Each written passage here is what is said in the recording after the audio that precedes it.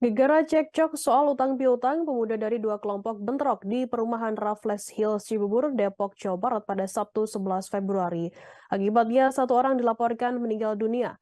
Korban berinisial MSL 42 tahun yang tewas di lokasi kejadian. Seorang warga sekitar bernama Rudi menceritakan peristiwa bentrokan terjadi pada pukul 14.30 waktu Indonesia Barat. Datang satu kelompok beranggotakan 10 orang menggunakan mobil. Mereka kemudian langsung menyerang kelompok lawan yang berkumpul. Kedua kelompok terlibat cekcok hingga berujung saling pukul. Rudi mengatakan, Rudi sempat mencoba membubarkan pertikaian tersebut, namun bentrokan kian memanas hingga kedua kelompok saling serang menggunakan senjata tajam. Rudi mengatakan korban yang tewas berasal dari kelompok yang datang menyerang ke perumahan tersebut. Ketua Rukun Tetangga setempat bernama Fazani mengatakan bentrokan itu terjadi diduga karena urusan utang piutang. Berdasarkan keterangan Fazani, di dalam rekaman video sekelompok pemuda kerap mendatangi sebuah rumah di kompleks tersebut dalam 2 hingga 3 pekan belakangan.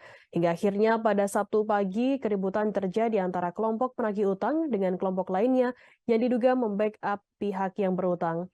Sempat ada kesepakatan damai yang dibuat di toko roti terdekat. Namun tiba-tiba saat dirinya sedang di jalan, di telepon ada kejadian bentrokan.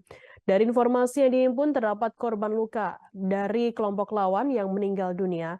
Kini korban luka tengah menjalani perawatan di Rumah Sakit Meilia, Depok, Jawa Barat hingga Sabtu malam. Kepolisian dari Resor Metro Depok dan Polda Metro Jaya masih berjaga di lokasi kejadian.